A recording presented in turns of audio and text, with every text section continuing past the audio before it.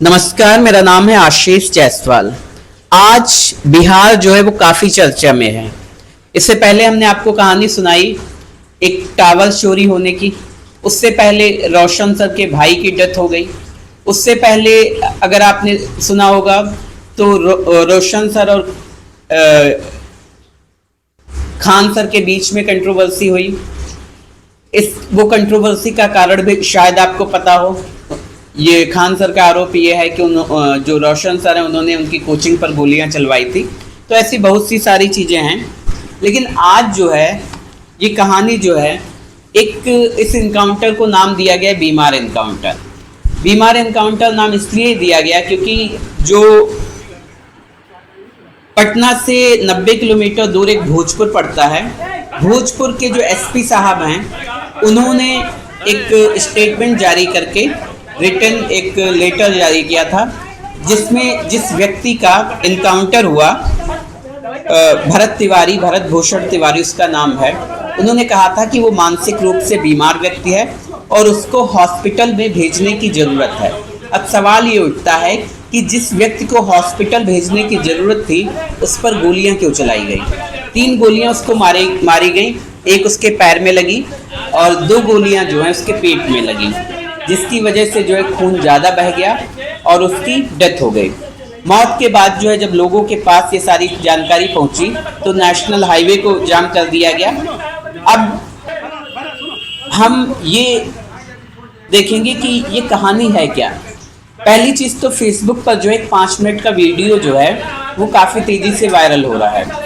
उसमें आप देखेंगे कि एक व्यक्ति है, एक लड़का है जो कि बिस्तर पर लेटा हुआ है। सामने एसपी साहब बैठे हुए हैं और उसके राइट साइड में देखेंगे तो आप वहाँ पर जो है पुलिस का कई सारे जवान खड़े हुए हैं। अब यहाँ पर जो है उस लड़के के हाथ में एक पिस्टल है। ये बताया जाता है कि ये बात जो है 16 जून की बात है और यहाँ पर बताया ये भी जाता है कि जब एसपी साहब आए थे तो लगभग 4 घंटे तक उस लड़के की और एसपी साहब की बात हुई। उन्होंने बात की, जो भी बहुत सारी बातें हुई, लेकिन इतना पुलिस बल लाने के बाद भी उस लड़के के हाथ से वो पिस्टल लेकर वो वापस नहीं जा सके। वापस चले जाते हैं। अगले दिन बताया ये जाता है कि वो लड़का अपने घर पर ही था। उसके बाद जो है वो बाइक उठाता है, बाइक से घर से 2 किलोमीटर की दूरी पर जाता है। वहाँ पर पुलिस की 3 गाड़ियाँ ऑलरेडी खड़ी हुई थी। अब इसके हाथ में जो है पिस्टल था। अब यहीं से कहानी शुरू होती है। जो पिस्टल था वहाँ पर वो कह रहा है, कुछ डिमांड्स कर रहा है, कानून व्यवस्था ठीक हो, लोगों को सुविधाएं ठीक दी जाएं। अब किन सुविधाओं की बात वो कर रहा था, किस भ्रष्टाचार को वो खत्म करने की बात कर रहा था। तो असल में बिहार में आमतौर पर आप देखते होंगे कि बारिश के मौसम में जो है बाढ़ आ जाती है। जब बाढ़ आती है तो बिहार का काफ़ी इलाका जो है वो डूब सा जाता है, लोग जो है बेघर हो जाते हैं। तो उन बेघर लोगों को जो है बसाने के लिए इधर उधर जो है टेम्परेरी घर दिए जाते हैं। तो ये जो भरत भूषण तिवारी हैं ये भोजपुर के रहने वाले थे। इनके पिता के बारे में बताया जाता है कि ये बिहार पुलिस में इनके पिता भी थे।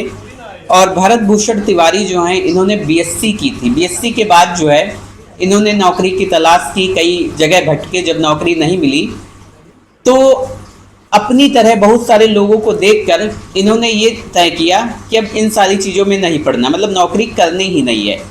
इसके बाद बताया ये जाता है कि इन्होंने अपना जीते जी इन्होंने अपना पिंडदान किया। पिंडदान करने के बाद जो है ये तय किया अब ये समाज सेवा ही करेंगे। अब अभी हाल ही में क्या हुआ कि जब बिहार सरकार ने जो है जो लोग बेघर हो गए थे उनको ज़मीनें अलॉट की थी, तो इनके घर के आसपास भी जो है लोगों को ज़मीनें अलॉट की गई।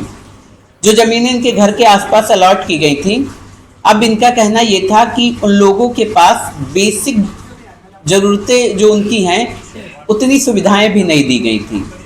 ज़मीन पर रहने के लिए जो है ठीक से जो टेंट देने चाहिए थे वो भी नहीं दिए गए थे। खाने पीने की वस्तुएं नहीं दी गई थी। इसके अलावा जो है पानी से निकाल कर लाए थे और गड्ढे में डाल दिए गए थे। मतलब जिस जगह पर वो लोग रह रहे थे वो वहाँ काफ़ी ज़्यादा कीचड़ था, गड्ढे थे, जमीन बराबर नहीं थी। यहाँ तक कि उन्होंने ये भी आरोप लगाया कि इसका बजट सरकार ने भेजा होगा, लेकिन अधिकारियों के भ्रष्टाचार की वजह से जो है ये सारी चीजें हुई। खैर, जब ये बात जो है धीरे धीरे आगे बढ़ती है तो पहले ये जो है एसडीएम ऑफिस जाते हैं। एसडीएम ऑफिस जाकर जो है ये अपनी बात रखते हैं कि ऐसी ऐसी बात है।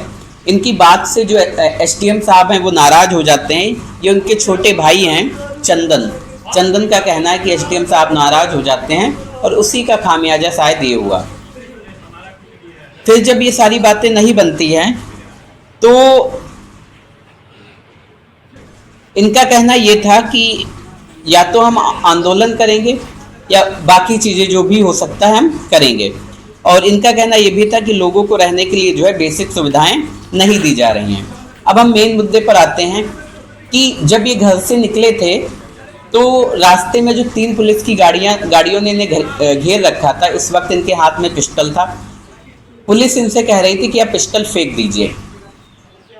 अगर आप इनका एक वीडियो है, अगर आप उसको सुनेंगे तो आमतौर पर ऐसा लग रहा है कि जितना भी पुलिस ने कहा, इन्होंने साफ तौर पर ये कहा कि हमारी मांगे मान लो।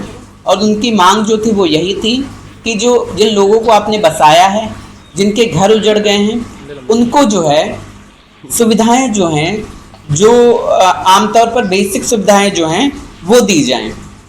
पुलिस ने कहा ठीक है, हम आपकी बात मान लेते हैं। और उसके बाद जो है तो पुलिस का कहना ये था कि आप अपना पिस्टल फेंक दीजिए।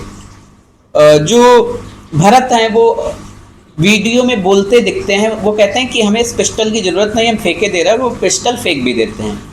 जैसे ही पिस्टल फेंकते हैं, जब तक उन्होंने पिस्टल नहीं फेंका था तब तक वो फेसबुक पर लाइव थे। जैसे ही वो पिस्टल फेंकते हैं वो फेसबुक लाइव से हटते हैं।